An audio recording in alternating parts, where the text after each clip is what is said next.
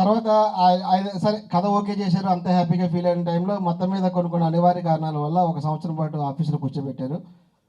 ఆ టైం తీసుకొని మొత్తం మీద షూటింగ్ వెళ్ళిన తర్వాత ఆయన చాలా యాక్చువల్గా లాస్ట్లో ఇప్పుడు ఈ 20 నిమిషాల ఎమోషన్ గురించి ఏదైతే మాట్లాడుతున్నారో జనాలు, కామెడీ అంతా బాగుంది, పడిపడి నవ్వుతున్నారు. ఆ ఎమోషన్ ఇట్లా ఉండటానికి కారణం, మెయిన్ కారణం బన్నీవాస్ గారండి.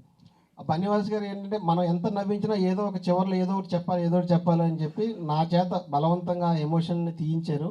అది స్క్రీన్ మీద బాగా వర్కౌట్ అయిందని నేను ఫీల్ అవుతున్నాను. తర్వాత ఆయన ఎంత మంచి హ్యూమన్ బీయింగ్. యాక్చువల్గా ఏంటంటే మా లిఖిత్ అని ఒక ఎవిడ్ అసిస్టెంట్ ఉంటాడు, అది ఆపరేటర్. పాప అతనికి చెవి వినపడకపోతే ఆ రిలీజ్ ఒక 2 రోజులు ముందన్నా సరే, రిలీజ్ ఏం కాదులే కానీ ముందు నువ్వు వెళ్ళి ఆపరేషన్ చేయించుకో అని చెప్పి ఆయనకు ఆపరేషన్ అంత హ్యూమన్ బీయింగ్ ఆలోచించారు.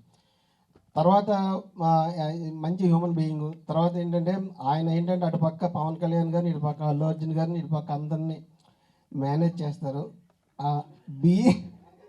బీయింగ్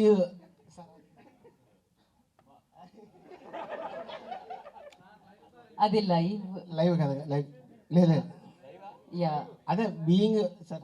అంటే మీరు అందరినీ ప్రేమిస్తారని చెప్తున్నారు బేసిక్గా. ప్రేమిస్తున్నా.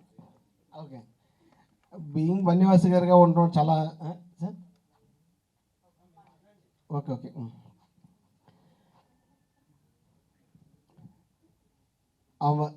ఇంత సక్సెస్ ఇచ్చిన ప్రేక్షకులందరికీ అందరికీ థ్యాంక్స్ చెప్తానండి. తర్వాత మా హీరో నాని నితిన్ గారికి, సుబ్బు క్యారెక్టర్ చేసిన కసిరెడ్డి రాజ్ కుమార్ గారికి, హరికి, హీరోయిన్ నైన్ సార్కి, తర్వాత ఈ మ్యూజిక్ డైరెక్టర్ రామ్ మిరియాల గారికి, అజయ్ అర్షద్ బ్యాక్గ్రౌండ్ మ్యూజిక్ ఇచ్చిన అజయ్ అర్షద్ గారికి, తర్వాత మాకు ఈయన మన చైతన్య దంతులూరు గారికి, ఈయన మాకు బ్యాక్ బోన్ ఉన్న ఆయనకి అందరికీ థ్యాంక్స్ చెప్తానండి.